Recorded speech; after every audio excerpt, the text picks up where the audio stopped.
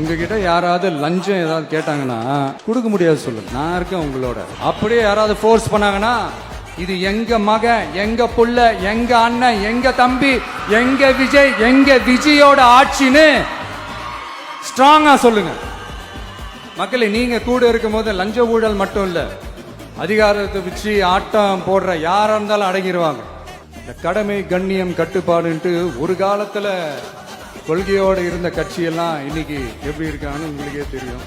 அதாவது இந்த டிவிகே கட்சியோட தலைவரை எதிர்க்கிறதுல ஒரு நியாயம் இருக்கு. ஏன்னா உங்க பொழப்புல மண்ணள்ளி போட்டான். என்ன இந்த ஊழல் லஞ்சம்லாம் பண்ண மாட்டேன்னு சொல்லி உங்க அரசியலையும் ஒரு தெருமுனைக்கு கொண்டாந்து விட்டான். மக்கள் வேற அவனை தான் நம்புறாங்க. ஸோ இந்த விஜயை எதிர்க்கிறதுல ஒரு அரசியல் நியாயம் இருக்குது, அதை புரிஞ்சுக்கலாம். ஆனா இன்னைக்கு இந்த விஜய மக்கள் ஓட்டு போட்டு ஜெயிக்க வச்சு ஒரு தீர்ப்பை கொடுத்து மக்களுக்காக வேலை செய்யறதுக்காக முதலமைச்சரா உட்கார வச்சிருக்கிறாங்க. என்னமோ இன்னமும் நீங்க தான் ஆட்சியில் இருக்கிற மாதிரி. விஜய் கரூருக்கெல்லாம் போகக்கூடாது, விஜய் இங்க போகக்கூடாது, அது செய்யக்கூடாது, இது செய்யக்கூடாதுன்னு எனக்கு புரியலையே. ஆட்சியில் இருக்கும் போது தான் இவ்வளவு கட்டுப்பாடெல்லாம் போட்டீங்க, எஸ்ஓபிஸ்லாம் போட்டீங்க, ஸ்டாலின் சார் ஆப்ரேட்டிங் ப்ரொசீஜர்லாம் போட்டீங்க. இப்பவும் அதே பண்ணிட்டு இருந்தீங்கன்னா என்ன சார் நியாயம்?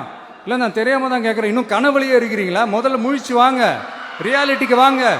உங்க ஆட்சியெல்லாம் வீட்டுக்கு போய் டிவிக்கேன்னு ஒரு ஆட்சி வந்து ரொம்ப நாள் ஆச்சு.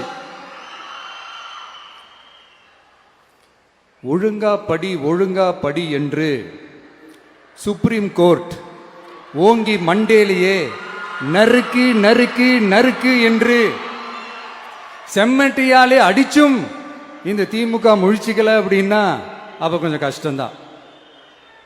வெற்றி தோல்வியெல்லாம் அரசியல சகஜம் சார். அதுக்காகலாம் வெறி பிடிச்சி இந்த பதவி வெறி பிடிச்செல்லாம் அலைய தேவையில்லை. நல்ல விதமாகவே சொல்றேன், நியாயமான அரசியல் பண்ணுங்க. ஓ, அதுதான் உங்களுக்கு தெரியாதுல்ல?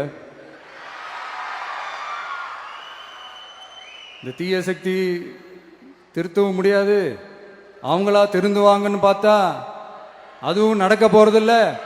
அதனால வரப்போற இடைத்தேர்தல மக்களே, இந்த தீய சக்தி திமுகவை நல்லா வெச்சு வெளுத்து விடுங்க. கான்பிடண்டா இருங்க மக்களே, நல்லதே நடக்கும், வெற்றி நிச்சயம். மீண்டும் சந்திக்கும் வரை நன்றி, வணக்கம்.